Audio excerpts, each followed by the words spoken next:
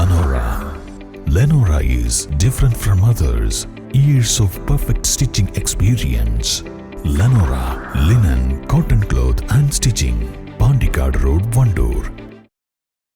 ആദിവാസി വംശഹത്യ ഓപ്പറേഷൻ കഗാർ അവസാനിപ്പിക്കണമെന്നാവശ്യപ്പെട്ട് democratic students association, പുരോഗമന യുവജന പ്രസ്ഥാനം എന്നിവയുടെ ആഭിമുഖ്യത്തിൽ എടക്കരയിൽ പ്രതിഷേധം സംഘടിപ്പിച്ചു. വൈകിട്ട് എടക്കര ബസ് സ്റ്റാൻഡ് പരിസരത്തായിരുന്നു പ്രതിഷേധം. അവരെ ഭൂമിയിൽ നിന്നും പുറത്താക്കുന്ന ഓപ്പറേഷൻ കഗാർ അവസാനിപ്പിക്കുക. വെടിനിർത്തൽ പ്രഖ്യാപിക്കുക.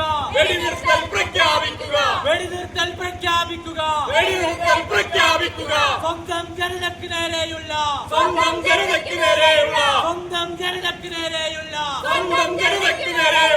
അടിച്ചമർത്തൽ യുദ്ധം.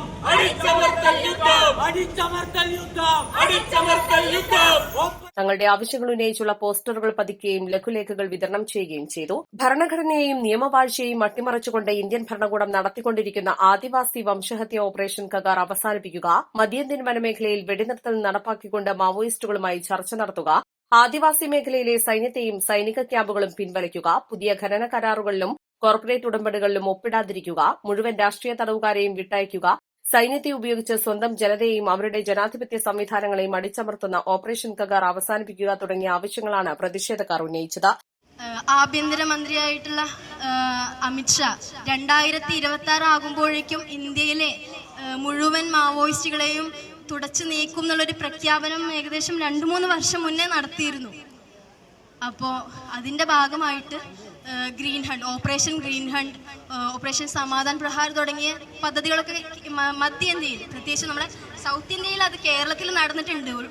ഏകദേശം 8ഓളം വ്യാജ കൊലപാതകങ്ങൾ കേരളത്തിൽ നടന്നിട്ടുണ്ട്. പക്ഷെ ഏറ്റവും കൂടുതൽ ഈ സാധനം നടന്നിട്ടുള്ളത് നമ്മുടെ മധ്യേന്ത്യയിലാണ്, അതായത് നോർത്ത് ഇന്ത്യയിലാണ്, ഛത്തീസ്ഗഡ് ഒക്കെ ഉൾപ്പെടുന്ന പ്രദേശത്താണ്.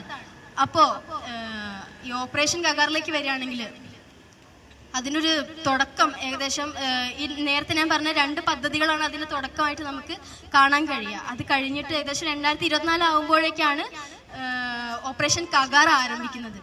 ഈ ഓപ്പറേഷൻ കഗാറിന്റെ ഭാഗമായിട്ട് കഴിഞ്ഞ 15 മാസങ്ങൾക്കുള്ളിൽ ഏകദേശം 500ഓളം മാവോയിസ്റ്റുകളാണെന്ന് ആരോപിച്ചിട്ട് സാധാരണ മനുഷ്യരെയാണ് ഈ ഭരണകൂടം കൊന്നൊടുക്കിയിട്ടുള്ളത്.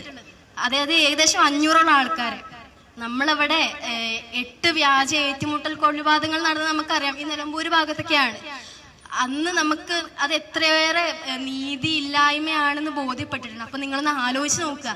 ഏകദേശം 600ഓളം മനുഷ്യരെയാണ് മാവോയിസ്റ്റുകളാണെന്ന് ആരോപിച്ചിട്ട്, അതായത് നിയമത്തിന്റെ യാതൊരു പ്രാബല്യവും ഇല്ലാതെ ഈ ഭരണകൂടം കൊന്നൊടുക്കിയിട്ടുള്ളത് സൈന്യം ഉപയോഗിച്ചിട്ട്. ഷർമിള, CP നഹാസ്, ബ്രിജേഷ്, നിഹാരിക, പ്രദോഷ് എന്നിവരാണ് പ്രതിഷേധ പരിപാടിയിൽ പങ്കെടുത്തത്. പ്രതിഷേധ പരിപാടിക്ക് മുന്നോടിയായി ഇവർ എടക്കര ടൌണിൽ വിവിധയിടങ്ങളിലായി പോസ്റ്ററുകളും പതിച്ചിരുന്നു.